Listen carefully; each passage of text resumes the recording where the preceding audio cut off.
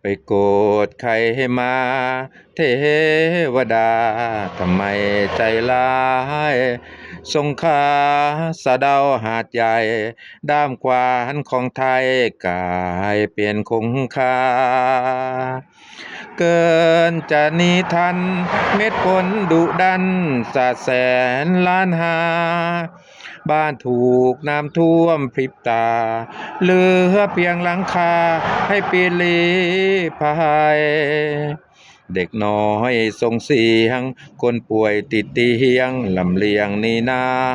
ำเน็ตหายขาดไฟมืดดำข้าวของจมน้ำหมดกำลังใจ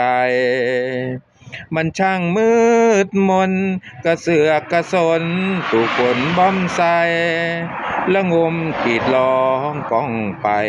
อ้อนวอนให้ใครมาช่วยทันเวลา